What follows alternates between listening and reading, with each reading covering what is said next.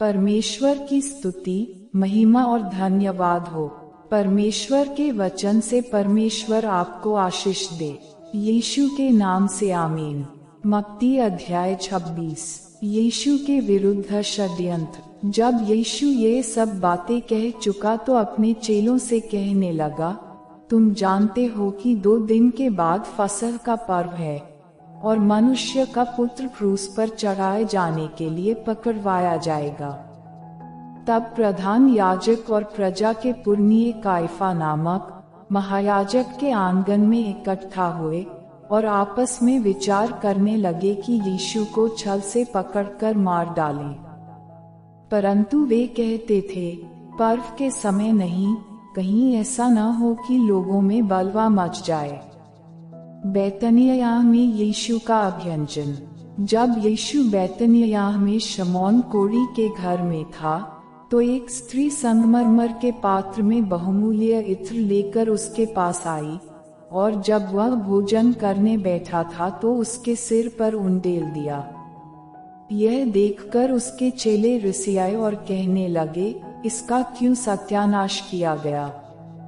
इसे तो अच्छे दाम पर बेचकर कंगालों को बांटा जा सकता था। यह जानकर यीशु ने उनसे कहा, स्त्री को क्यों सताते हो? उसने मेरे साथ भलाई की है। कंगाल तो तुम्हारे साथ सदा रहते हैं, परंतु मैं तुम्हारे साथ सदैव न रहूंगा। उसने मेरी देह पर जो यह इत्र उंडेला है, वह मेरे गाड़े जाने के लिए किया है। मैं तुमसे सच कहता हूँ कि सारे जगत में जहाँ कहीं यह सुसमाचार प्रचार किया जाएगा, वहाँ उसके इस काम का वर्णन भी उसके स्मरण में किया जाएगा। यहूदा इस्करियोती का विश्वासघात। तब यहूदा इस्करियोती ने, जो 12 चेलों में से एक था, प्रधान याजकों के पास जाकर कहा, यदि मैं उसे तुम्हारे हाथ पकड़वा दूं तो मुझे क्या दोगे?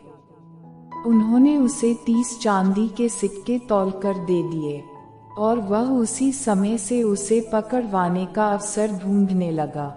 चेलों के साथ फसह का अंतिम भोज। अख़मीरी रोटी के पर्व के पहले दिन चेले यीशु के पास आकर पूछने लगे, तू कहाँ चाहता है कि हम तेरे लिए फसह खाने की तैयारी करें?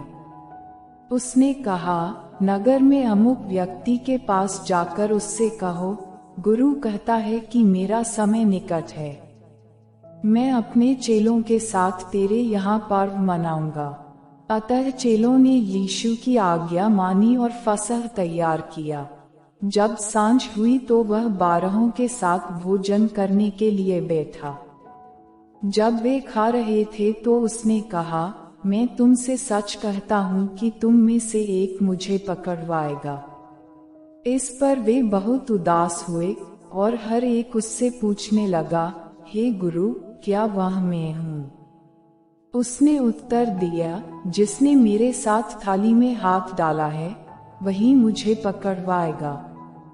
मनुष्य का पुत्र तो जैसा उसके विषय में लिखा है, जाता ही है, परंतु उस मनुष्य के लिए शोक है जिसके द्वारा मनुष्य का पुत्र पकड़वाया जाता है। यदि उस मनुष्य का जन्म ही न होता तो उसके लिए भला होता। तब उसके पकड़वाने वाले यहूदा ने कहा, हे रब्बी, क्या वह मैं हूँ? उसने उससे कहा, तू कह चुका। प्रभु भोज। जब वे खा रहे थे तो यीशु ने रोटी ली और आशीष मांगकर तोड़ी और चेलों को देकर कहा, लो, खाओ, यह मेरी देह है। फिर उसने कटोरा लेकर धन्यवाद किया और उन्हें देकर कहा, तुम सब इसमें से पियो, क्योंकि यह वाचा का मेरा वह लहू है, जो बहुतों के लिए पापों की क्षमा के निमित्त बहाया जाता है। मैं तुमसे कहता हूँ कि दाख का यह रस उस दिन तक कभी न पीऊंगा, जब तक तुम्हारे साथ अपने पिता के राज्य में नया न पीऊं। फिर वे भजन गाकर जैतून पहाड़ पर गए। पतरस के इनकार की भविष्यवाणी। तब यीशु ने उनसे कहा, तुम सब आज ही रात को मेरे विषय में ठोकर खाओगे, क्योंकि लिखा है, मैं चरवाहे को मारूंगा और झुंड की भेड़ें तितर बितर हो जाएंगी। परंतु मैं अपने जी उठने के बाद तुमसे पहले गलील को जाऊंगा। इस पर पतरस ने उससे कहा, यदि सब तेरे विषय में ठोकर खाएं तो खाएं, परंतु मैं कभी भी ठोकर न खाऊंगा। यीशु ने उससे कहा, मैं तुझसे सच कहता हूँ कि आज ही रात को मुर्ग के बांध देने से पहले तू 3 बार मुझसे मुकर जाएगा। पतरस ने उससे कहा, यदि मुझे तेरे साथ मरना भी पड़े तो भी मैं तुझसे कभी न मुकरूंगा। और ऐसा ही सब चेलों ने भी कहा। गत्समनी में प्रार्थना। तब यीशु अपने चेलों के साथ गत्समनी नामक एक स्थान में आया और अपने चेलों से कहने लगा, यहीं बैठे रहना जब तक मैं वहां जाकर प्रार्थना करूं। वह पतरस और जब्दी के दोनों पुत्रों को साथ ले गया और उदास और व्याकुल होने लगा। तब उसने उनसे कहा, मेरा जी बहुत उदास है, यहाँ तक कि मेरा प्राण निकला जा रहा है। तुम यहीं ठहरो और मेरे साथ जागते रहो। फिर वह थोड़ा और आगे बढ़कर मुंह के बल गिरा और यह प्रार्थना की, हे मेरे पिता, यदि हो सके तो यह कटोरा मुझसे टल जाए, तो भी जैसा मैं चाहता हूँ वैसा नहीं, परंतु जैसा तू चाहता है वैसा ही हो। फिर उसने चेलों के पास आकर उन्हें सोते पाया और पतरस से कहा, क्या तुम मेरे साथ एक घड़ी भी न जाग सके? जागते रहो और प्रार्थना करते रहो कि तुम परीक्षा में न पड़ो। आत्मा तो तैयार है, परंतु शरीर दुर्बल है। फिर उसने दूसरी बार जाकर यह प्रार्थना की, हे मेरे पिता, यदि यह मेरे पिए बिना नहीं हट सकता तो तेरी इच्छा पूरी हो। तब उसने आकर उन्हें फिर सोते पाया, क्योंकि उनकी आंखें नींद से भरी थीं। उन्हें छोड़कर वह फिर चला गया और उन्हीं शब्दों में फिर तीसरी बार प्रार्थना की। तब उसने चेलों के पास आकर उनसे कहा, अब सोते रहो और विश्राम करो। देखो, घड़ी आ पहुंची है और मनुष्य का पुत्र पापियों के हाथ पकड़वाया जाता है। उठो, चले, देखो, मेरा पकड़वाने वाला निकट आ पहुंचा है। यीशु का धोखे से पकड़ा जाना। वह यह कह ही रहा था कि यहूदा जो 12 में से एक था आया और उसके साथ प्रधान याजकों और लोगों के पुरनियों की ओर से बड़ी भीड़ तलवारें और लाठियां लिए हुए आई। उसके पकड़वाने वाले ने उन्हें यह संकेत दिया था, जिसको मैं चुन लूं वही है, उसे पकड़ लेना। और तुरंत यीशु के पास आकर कहा, हे रब्बी, नमस्कार, और उसको बहुत चूमा। यीशु ने उससे कहा, हे मित्र, जिस काम के लिए तू आया है उसे कर ले। तब उन्होंने पास आकर यीशु पर हाथ डाले और उसे पकड़ लिया। यीशु के साथियों में से एक ने हाथ बढ़ाकर अपनी तलवार खींच ली और महायाजक के दास पर चलाकर उसका कान उड़ा दिया। तब यीशु ने उससे कहा, अपनी तलवार म्यान में रख ले, क्योंकि जो तलवार चलाते हैं वे सब तलवार से नष्ट किए जाएंगे। क्या तू नहीं जानता कि मैं अपने पिता से विनती कर सकता हूँ और वह स्वर्गदूतों की 12 पलटन से अधिक मेरे पास अभी उपस्थित कर देगा? परंतु पवित्र शास्त्र की वे बातें कि ऐसा ही होना अवश्य है, कैसे पूरी होंगी? उस समय यीशु ने भीड़ से कहा, क्या तुम तलवारें और लाठियां लेकर मुझे डाकू के समान पकड़ने के लिए निकले हो? मैं हर दिन मंदिर में बैठकर उपदेश दिया करता था और तुमने मुझे नहीं पकड़ा। परंतु यह सब इसलिए हुआ है कि भविष्यद्वक्ताओं के वचन पूरे हों। तब सब चेले उसे छोड़कर भाग गए।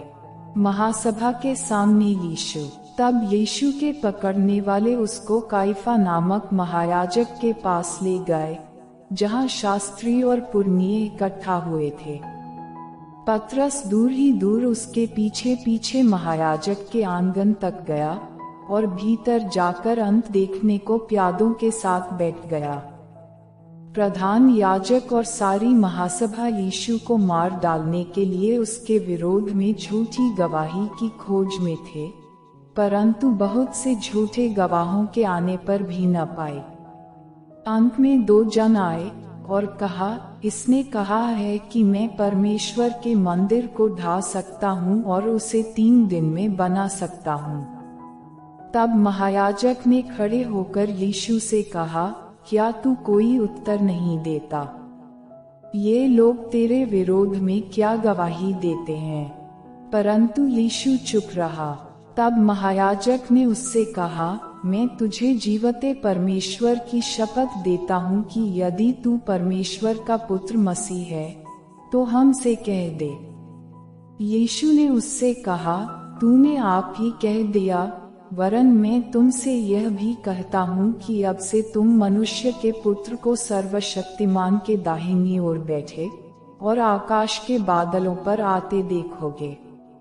इस पर महायाजक ने अपने वस्त्र फाड़े और कहा, इसने परमेश्वर की निंदा की है, अब हमें गवाहों का क्या प्रयोजन?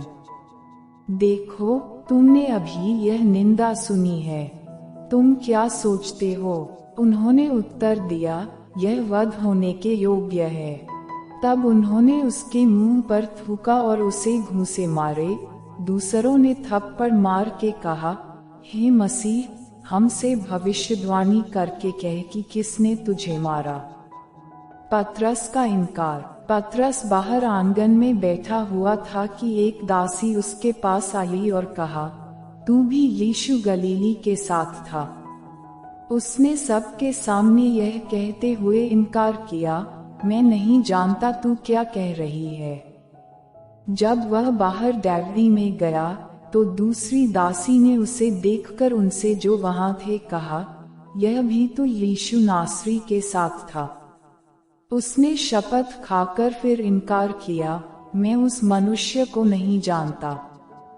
थोड़ी देर बाद लोगों ने जो वहां खड़े थे पतरस के पास आकर उससे कहा, सचमुच तू भी उनमें से एक है, क्योंकि तेरी बोली तेरा भेद खोल देती है। तब वह धिक्कारने और शपथ खाने लगा, मैं उस मनुष्य को नहीं जानता, और तुरंत मुर्ग ने बांध दी। तब पतरस को यीशु की कही हुई बात स्मरण हो आई, मुर्ग के बांध देने से पहले तू 3 बार मेरा इनकार करेगा। और वह बाहर जाकर फूट फूट कर रोया।